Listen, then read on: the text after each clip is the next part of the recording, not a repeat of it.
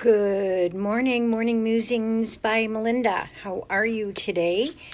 Gosh, we had an amazing time at our birthday celebration yesterday. We had, I think about 45 people here to celebrate my 65th birthday, which is actually next week. And Bill and I are going to be relaxing at the ocean. But I'll tell you something. There was something so amazing about a synchronicity that I know I'm supposed to talk to you about animals today, but I wanted to just tell you about this event just a little bit because it was really awesome.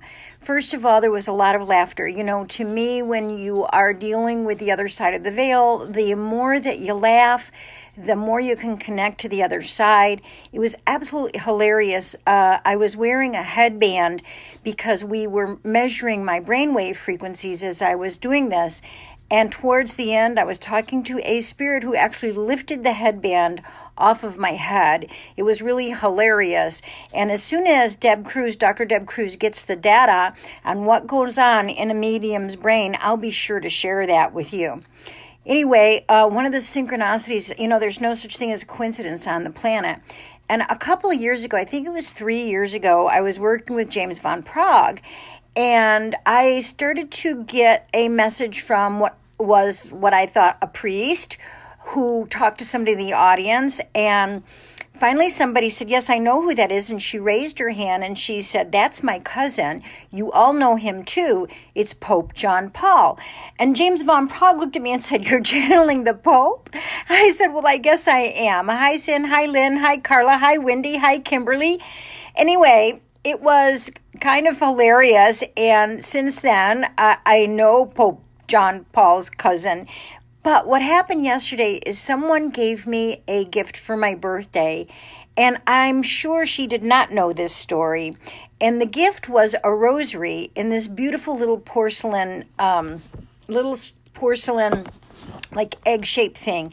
And she wrote me a note and said, this is a rosary that I got once when I traveled to Italy, and it was blessed by Pope John Paul. So I guess I have some kind of a karmic connection with Pope John Paul in some weird way, because he channeled to me at that event. His cousin comes to see me, and I got that rosary. What a nice synchronicity.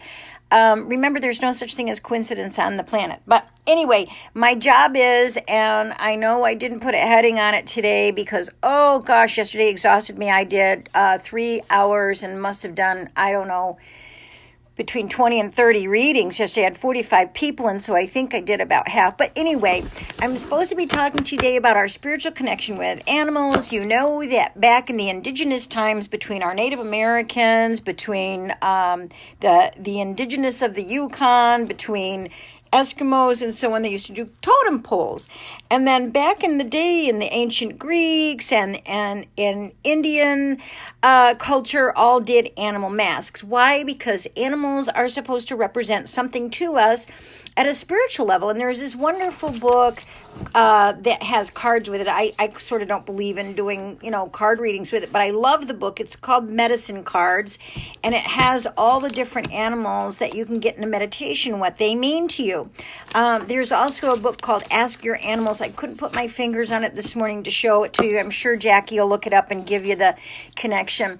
So when you're doing a meditation, if you do a meditation where you are following yourself along in a wooded area and going down a path, make sure when you're meditating it becomes very real for you, that you can smell the pine trees, that you can hear the leaves underneath your feet while you're walking, that you can feel the moss under your feet, the softness of the woods on the floor of the forest, that you can look above you and see the trees, and if it's night you can see the stars, and come into a landing where there's a fire and a place for you to sit.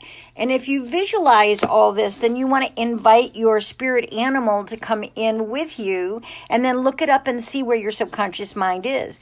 Now, sometimes you're going to be surprised because you can get all kinds of animals. You can get circus animals, or you can get African animals, you can get house pets, you can get the normal things that you would see in the forest, a deer, a raccoon, you could get a bear, you can get a skunk, you can get all kinds of birds.